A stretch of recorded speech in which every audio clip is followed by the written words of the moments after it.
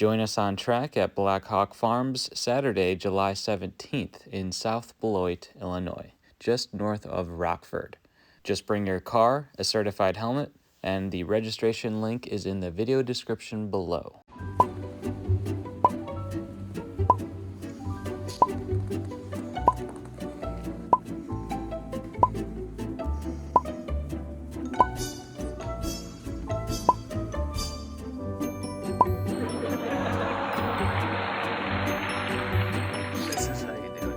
Sway bar and links. Here we go. Say hi to Doug.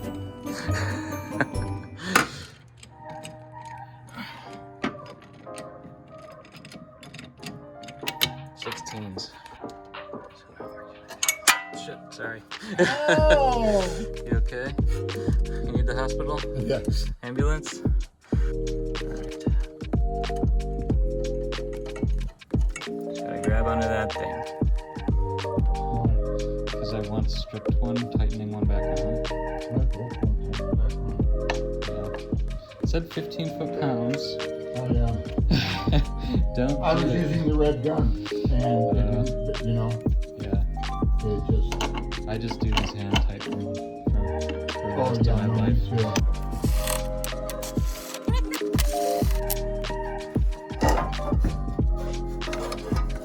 Okay, I get it. Boom. Thank you.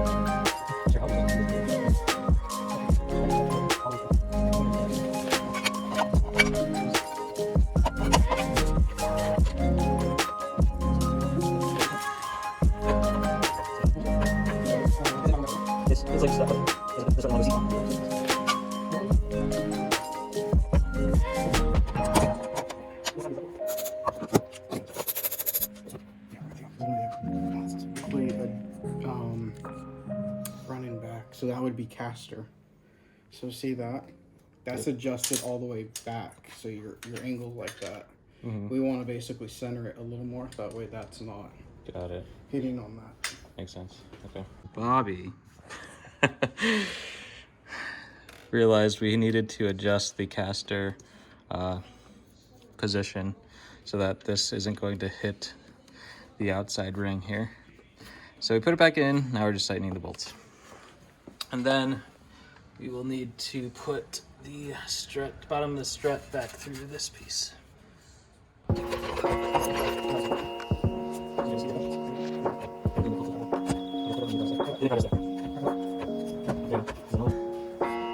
guy here is lined up.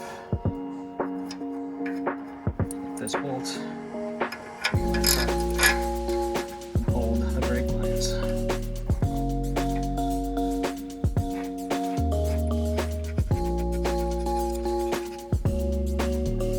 Actually is okay to have travel within the spring, especially because that'll make it easier to actually adjust these up and down when you need to, like so. Once you lower the car back down, it'll compress and actually seat properly.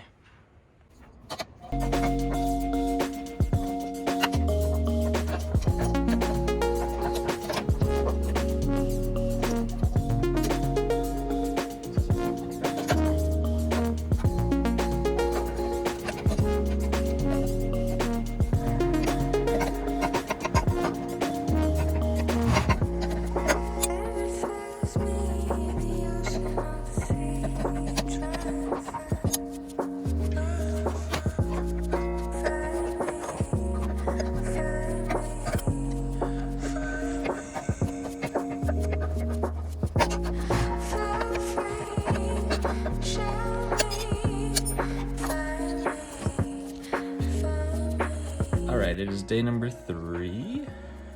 Day number 3? Yes, day number 3. Taking out the stock suspension. The next thing I am going to do is remove the stock front sway bar. Then I will be reinstalling the sway bar end links with the new sway bar end links instead of the old ones. Then after that, I'll connect the sway bar end links and the sway bar to the new struts in the front. Then we have these new engine mounts and transmission mounts, which will lower the engine position a bit. And it's pretty straightforward, but it doesn't sound like too much, but it's gonna take a little bit of time. I think I can get it all done today. I think I can get it all done today by myself, so let's see how it goes. Okay, so here's the stock sway bar. So in order to remove this, you just have to disconnect it like we saw earlier, which here's where the end links go. Here's the old one. It would usually connect right here and right there, or something like that.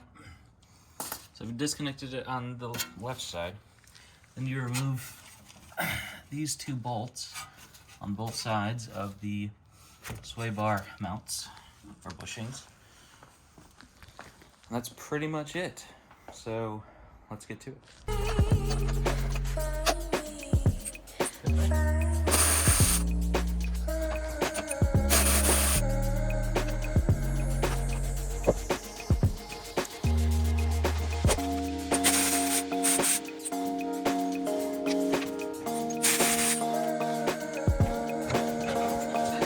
Bar is out.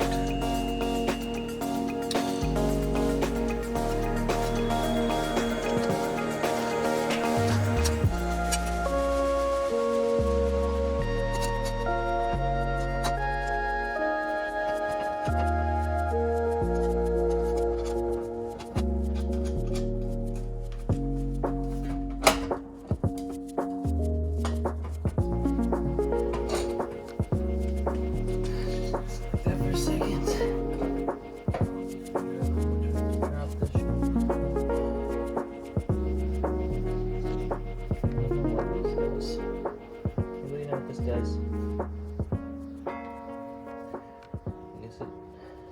is how far down the control arms are, but not really sure what else it would do. Why it does that? Whatever.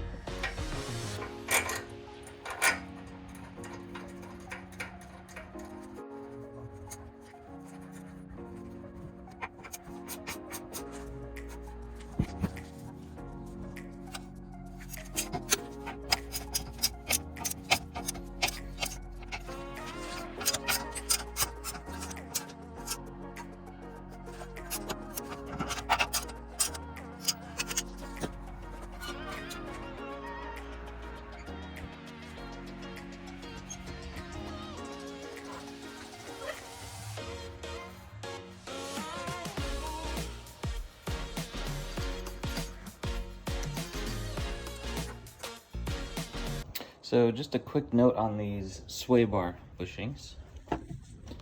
So the sway bar and the sway bar bushing come with this little cap on here at the top. Now you can remove this, and theoretically if you have something that can actually provide enough pressure to get oil in there, you can squirt oil into this little valve. However, if you don't, you can even just squirt it through this little hole. But the purpose for that is so that you can squirt oil into the bushing, and then it will fill up these little grooves inside. And that's pretty much it. I'm just gonna go ahead and lube these up with the lube that it came with, and you kind of just fit the bushing over the bar, and then once it's installed, you won't have to take it out to re-lube it. You just have to, you know, either squirt or you just have to push some lube in, refill it with lube through this hole once it's actually installed underneath the car. You must place one spacer plate per side between the bushing and the mounting point. These are your spacer plates.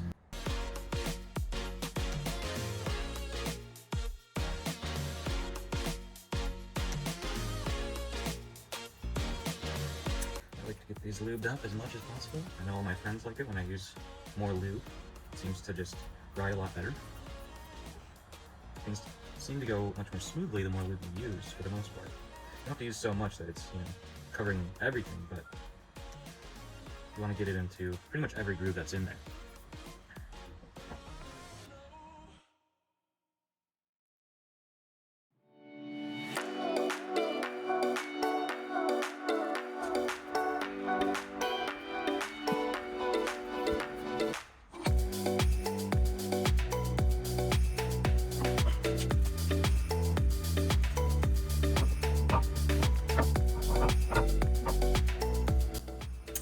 Let it rest right there while I get the brackets in place.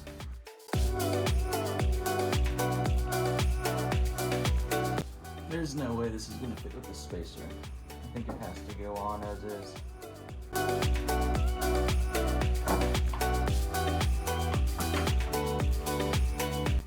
Just wasn't enough clearance without it, or with it on.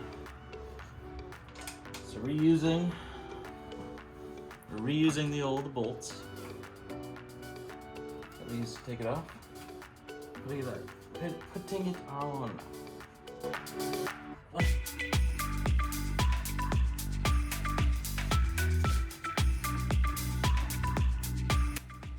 There's no way. There's no way it would have fit the spacer.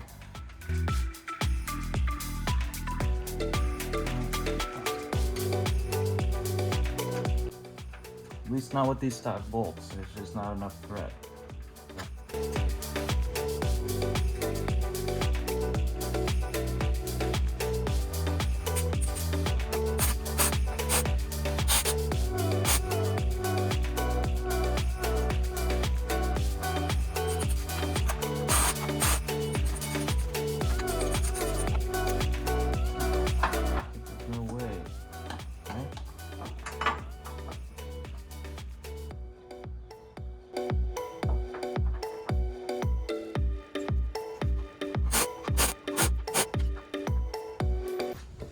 So this is without the spacer. I think it's totally fine. There's no way I would have been able to get that in. There's just not enough tread on the bolts for the nuts to go on with the spacer. All right, sway bar end links. I'm putting this groove on the upper side. I'm actually not sure if it's supposed to go this way or that way, but I'm gonna go with this way. I think it makes most sense to grab onto this and adjust it that way. If you needed to, while the car is up. That's just me though, so yeah. I'm gonna go ahead and put the nut on the top.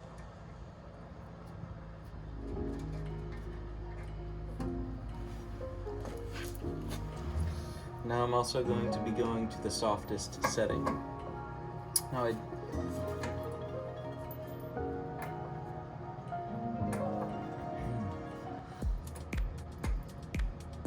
which is the space that's the furthest back of this adjustable suspension.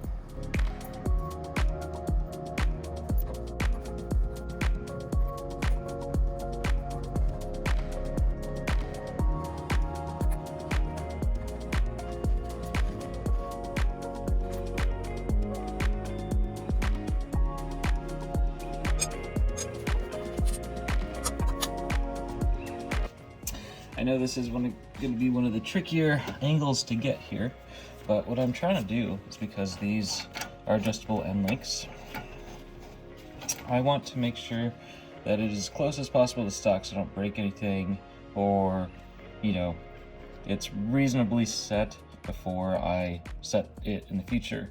Now, all the way tightened down, it's much shorter than this, than my stock end link. It's probably about a whole inch or so difference between them. So I'm going to go ahead and adjust them to be about the same.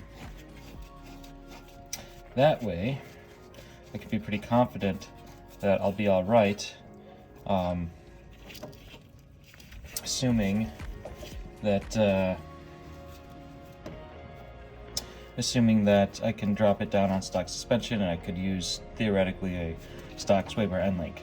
These struts don't need us to have aftermarket sway bar end links, so that's basically what I'm kind of gauging it up. So now they're about even. It's kind of hard to see here, but we are very, very close now.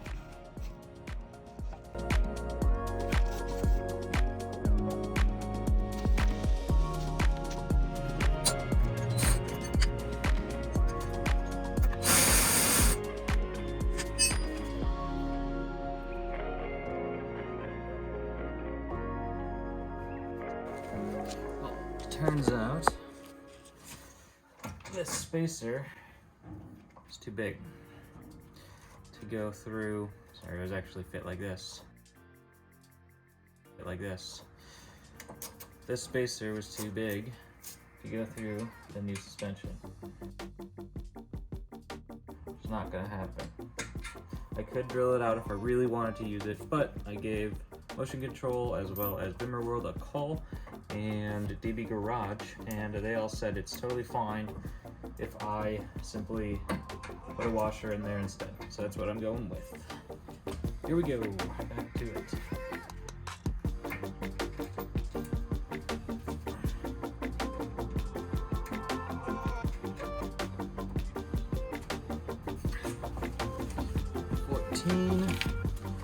Got my other 14 that it came with.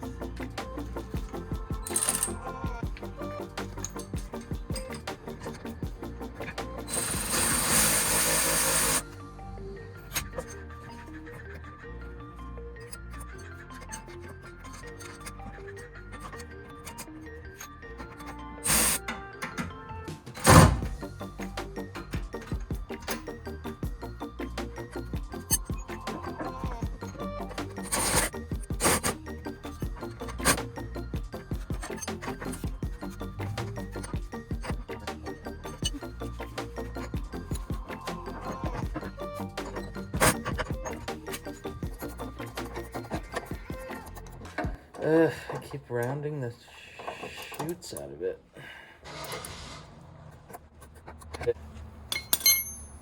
Man, lessons learned?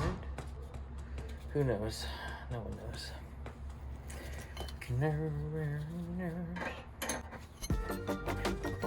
Other side. You know, sometimes the second take goes a lot smoother than the first. You guys get to see some of my struggles that I don't edit out for my own pride. So yeah. Anyway, just a quick note on that.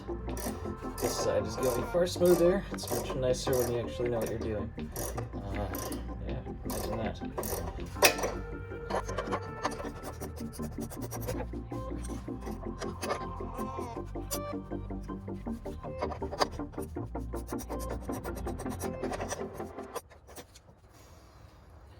Okay. Now it is on.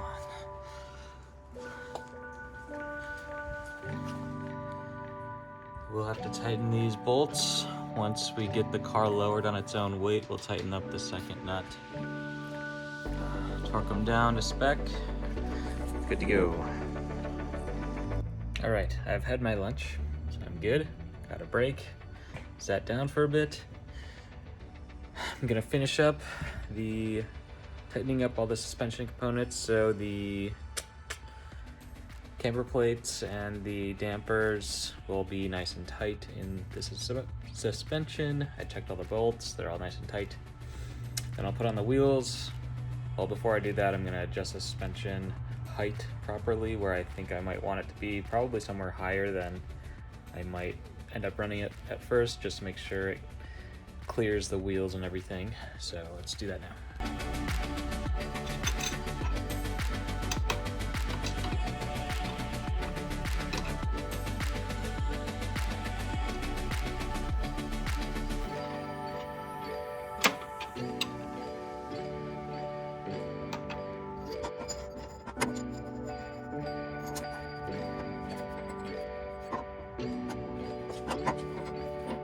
You need a tape measure?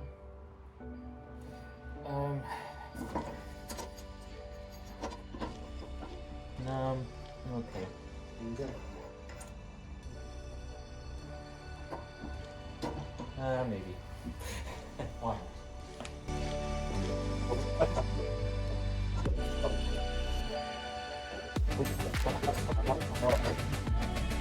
Alright, so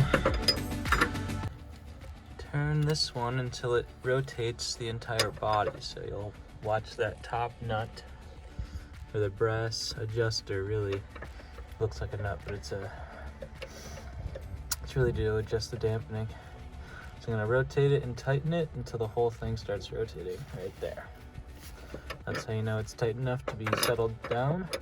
And once it's settled, we'll tighten it with more torque and then follow it up with the second nut.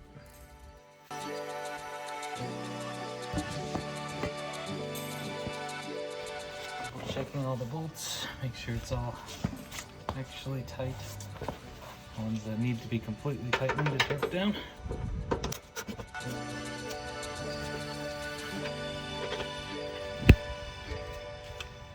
nice and tight as well.